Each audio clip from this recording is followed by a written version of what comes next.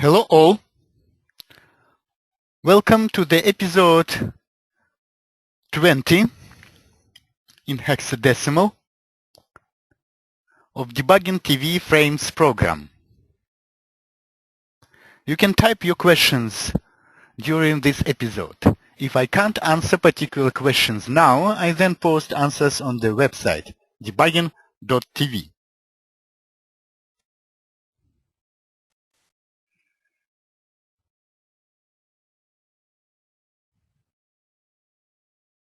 The topic of this session is malware detection and analysis patterns.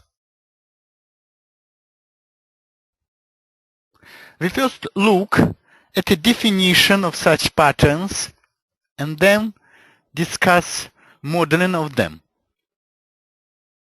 Finally, we do a bit of memory dump analysis to illustrate a few patterns.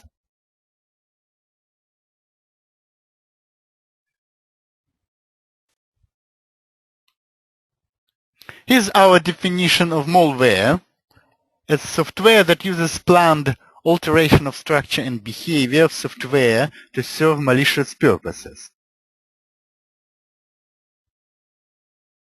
From it, we have a definition of malware analysis patterns as intentional abnormal software structure and behavior patterns. Notice that for search purposes, I spell behavior in American way and also in British way. Note that because we have an abnormal behavior and some non-intentional and intentional non-malicious behavior, so we have an abnormal behavior and also some non-intentional and intentional non-malicious behavior may be the same as intentional malicious behavior. And because of that, such patterns may overlap with memory dump analysis patterns. I hope this is obvious. Like hooking, for example, is used in legitimate software systems for value adding purposes, and also hooking is used by malware. So there's overlap and in many other patterns. And we would see that in the example that follows.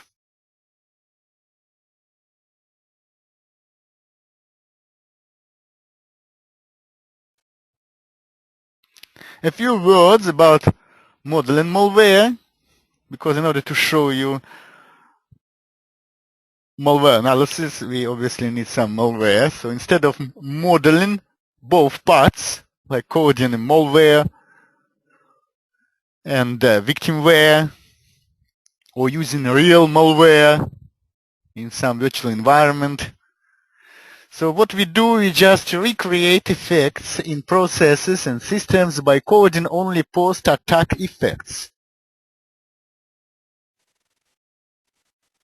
This simplifies a bit. And so we did some modeling, and our example here for today's session is DLL injection, particularly its variant from a remote thread, when a remote thread is created with a start address of load library. You see in the code, there is create remote thread and load library. Unicode version is passed and its parameter is an address of some ASCII or Unicode string that represents path to some DLL to load, for load library to load. And we see that we create a remote thread in the same process. So we don't need to bother with permissions and so on. So, and then we suppose that all this went wrong, and due to some malware author mistake or significant system environment changes, the remote thread hands in loading that DLL. You see it loads WinSpool DLL, like a fake. This is a fake DLL. Also malware analysis pattern. And so a crash dump was saved from Task Manager. And now we load this dump into WinDBG debugger. So we switch. So I already opened WinDBG. So this is a dump called Injection Residue. So what we do, we open it. And what we do now, we fix symbols. And do reload. And notice the prompt is 102. So we have, actually, if we execute tilde command, so we see there are 103 threads on this system, in this process. They start from 0. And we don't want to inspect all these threads one by one because they might be identical. So we use the command called unique stack that shows only unique thread stack traces.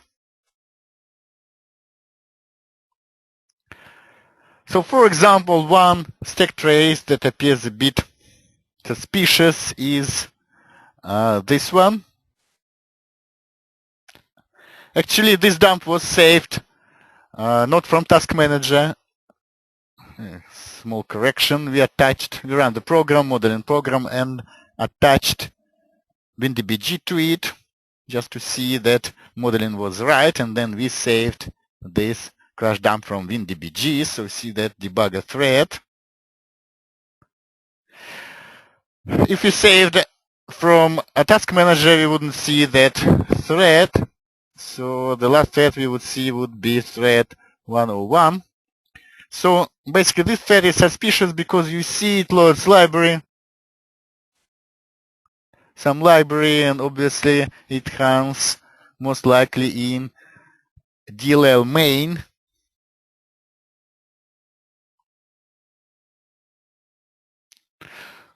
So just, it's suspicious, so we might report that WinSpool is at fault, something with spooler.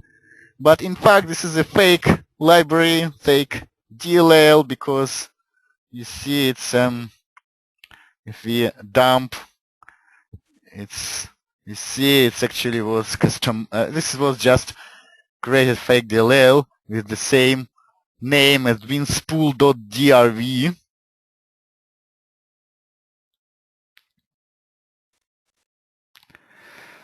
So we might conclude that we found our malware masquerading as WinSpool, but just wait a minute. Let's switch to this thread 101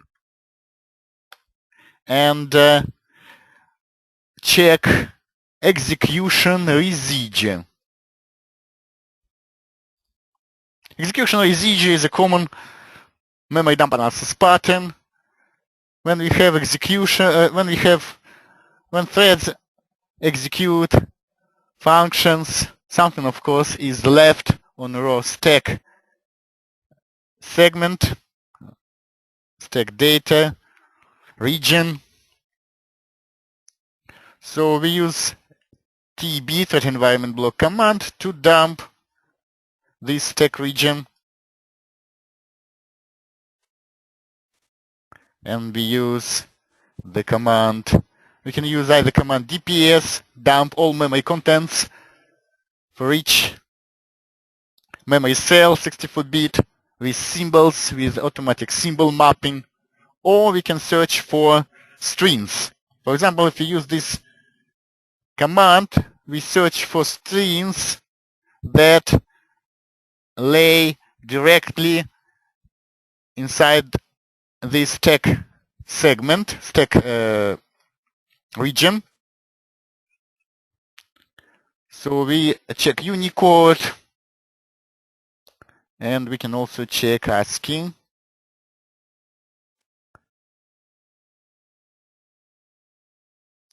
As well, but nothing suspicious so far.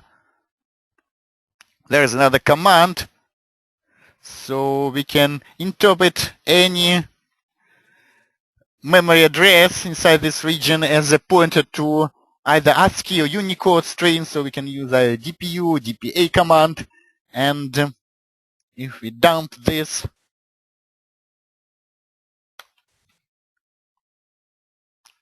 we might find lots of Unicode strings, like for example here, this means spool string probably was passed to load library when thread was created, remote thread was created, and if we keep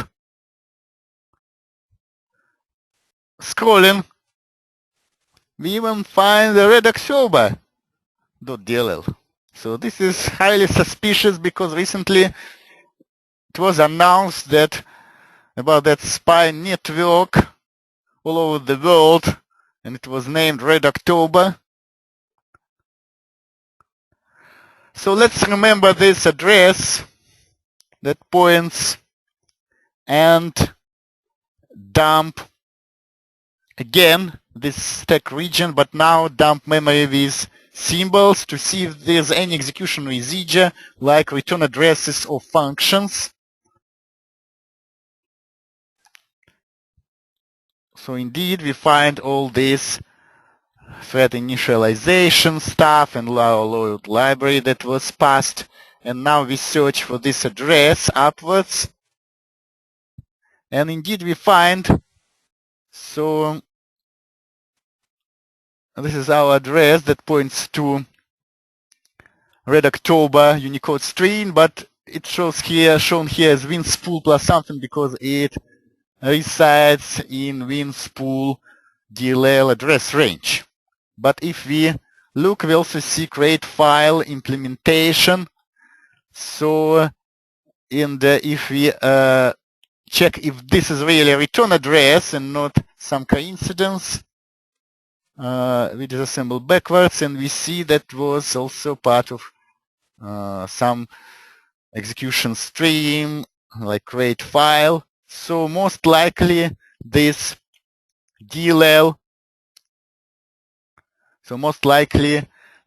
main tried to open this Red October.dll, create file, maybe do some file mapping, maybe custom linking. Whatever it is, we don't know, but we find some of these suspicious DLLs, so our task of diagnostics is finished here. And so we go back to our slide. You see this WinSpool DLL has DLL main, and it calls type spine, and this function calls create file. So this is just we model something here, some abnormal behavior. So here on this slide I put some crucial output from WinDBG log, relevant output from WinDBG log, and I post the log later on so you can download it from debugging.tv. So, and finally, our usual slide of forthcoming training sessions and free webinars. In less than 2 weeks, an accelerated malware analysis training is starting with its goal to help technical support engineers to perform basic and intermediate malware presence checks. So there are still seats available for registration. And also in April starts live debugging 3 training course available for booking now.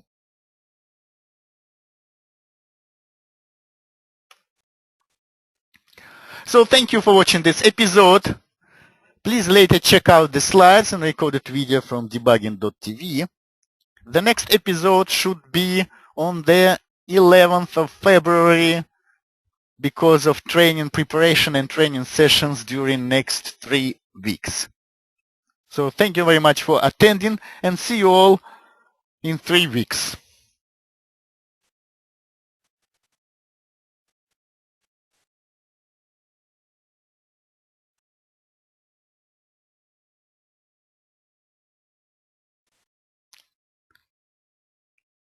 Thank you. Bye-bye.